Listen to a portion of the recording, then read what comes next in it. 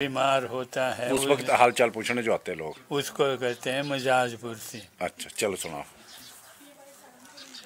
मैं देख लेना सब रवड़े न पछड़े। मैं कई दिनों से बीमार हूँ, काफ़ी दवा दारू किया लेकिन कोई आराम नहीं आया है। अब मैं काफ़ी कमज़ोर हो गया हूँ, चलना फिरना मुश्किल हो गया है। अब कोई दिनों का मेहमान हूँ, यानी बिस्तर मर्ग पर पड़ा हुआ हूँ।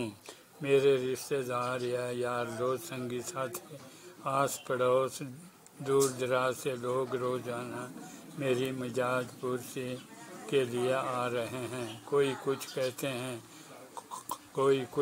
हैं, आने वाले अपनी अपनी राय दे रहे हैं। कोई कहते हैं आप कैसे बीमार हुए, आपको तो हमने कभी बीमार सुना और देखा भी नहीं था। आपने कोई ज़रूर बदपरहेज़ी की होगी जिसकी वजह से आप बीमार हुए हैं।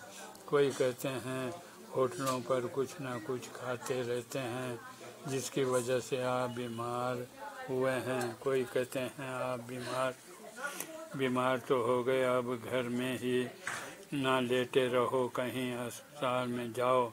आजकल साइंस का ज़माना है, नई से नई दवाइयाँ बन रही हैं और एक से एक तजर्बात हो रहे हैं। पहले का सारा ज़माना नहीं है कि आदमी बगैर दवाई के दम तोड़ देता, और ना ही मरीज़ के लिए आने जाने की सहूलतें थी। मरीज़ को पालकी में उठाकर 20 मील ले जाना पड़ता था। हमने कई मरीज़ ढोए हैं, पालकी उठाते उठाते हमारे कंधे सूज जाते थे। देख तो आओ। चला हुआ ठीक है जी। रफ्तार कैसे रखूं? ठीक है बिल्कुल।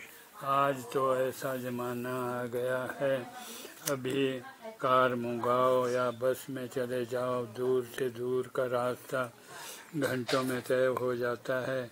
आपको अस्पताल ज़रूर जाना चाहिए, खर्च होता ही रहता है।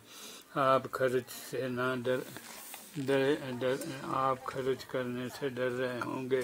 रुपया पैसा क्या करना अगर आपने सेहत ही ना रही हो।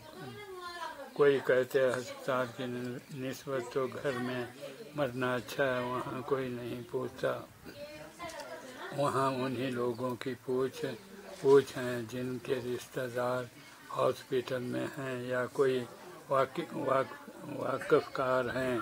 बगैर जान पहचान के वहाँ पर कोई नहीं पूछता, या भाई कोई उनकी मुट्ठी गर्म कर दे तो बेशक कुछ कर दें, वरने आम लोगों के लिए तो अस्पताल बूचड़ खाने हैं। हमारा तो ख्याल है आप घर पर ही रहो, यहाँ पर ही दवा दारू करो, ठीक हो जाओगे। गर्जे के इन मिजाज पुरुषों की वजह से मैं बड़ा तंग हूँ। एक बीमारी ने तंग कर रखा है, एक इन लोगों की दलीलों ने। कोई कहता है इस दवाई को खाओ, कोई कहता है मैंने एक दवाई खाई थी, इससे खाकर देखो, मुझे तो इससे आराम आया था। गर्जे मर्द हो या औरत, सारे के सारे दवाई ज़रूर बताएंगे, पढ़े लिखे हों या अनपढ़। डॉक्टरी का शौक़ सबको है। आते हैं मेरी मिजाज पुरसी के लिए, रोना रोते हैं अपनी और दूसरों की बीमारी का। कोई कहता है किसी की दवाई खाते हो, वैद्य की या डॉक्टर की। डॉक्टरों की दवाइयाँ गर्म होती हैं, फलां वैद्य की दवाई खाओ, मुझे तो इससे आराम आया था। कोई कहता फलां डॉक्टर की दवाई खाओ, उसको बड़ा तजर्बा है, बहुत लोगों को उससे ठीक किया है। कोई कहते हैं दवाई ही ना खाते रहो, जादू टूने का भी कुछ करना चाहिए। मैंने तो अपनी घरवाली को फलां डाऊ से जंतर लाया था, उससे बहुत आराम हुआ। जिस दिन से जंतर मंतर लाया दवाई भी लगी और काफ़ी आराम हुआ। मुझे तो उसके बचने की भी उम्मीद नहीं थी। अब मैं अब खाना भी खूब खाती है, सेहत भी काफ़ी अच्छी हो गई है। कोई कहते फलां जगह एक महात्मा आया है, उसके पास जाओ, उसने बड़े बड़े खतरनाक बीमारी वाले मरीजों को ठीक कर दिया है, जिनको पीजीआई जैसे अस्पताल वाले डॉक्टरों ने छोड़ दिया, उन्हें भी उस महात्मा ने ठीक कर दिया है। इसके आशीर्वाद से ही मरीज ठीक हो जाते हैं। कोई कहते फलानी जगह पानी मिला है, उसके पीने से हर एक बीमारी चली जाती है, हज़ारों लोग ठीक हो गए हैं, आपको वहाँ ज़रूर जाना चाहिए।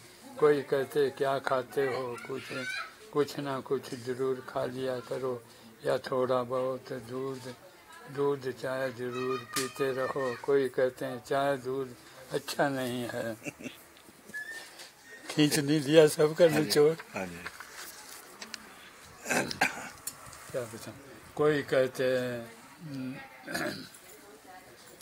दलिया खाओ, कोई कहते हैं साबूदाना खाओ, कोई कहते हैं खिचड़ी खाओ। जितने आदमी उतनी बातें गरजे के मैं इन मिजाज पुरुषों की वजह से तंग आ गया हूँ। मैं तो तंग आया हूँ, मेरे घर वालों का भी नाक में दम हो गया है। वो भी चाहते हैं कि भगवान इसको शांति की नींद से सुला दे। मुंह पर कहते नहीं, दिल में ज़रूर सोचते हैं। जब आदमी काफ़ी अरसा तक बीमार रहता है, ये भी सुन लो आप, जब आदमी काफ़ी अरसा तक बीमार रहता है तो उसके यालो इत्फाल होते हैं, बाल बच्चे घर वाले भी तंग आ जाते हैं, क्योंकि तंदुरुस्त आदमी को रात को खूब नींद आती है। बीमार आदमी सारी रात हाय तौबा करता रहता है और करवटें बदलता रहता है, उसको रात गुजारनी मुश्किल हो जाती है, क्योंकि कोई भी बीमारी क्यों ना हो, उसका जोर ज़्यादा रात को होता है और मरीज को रात बरसों की लगती है।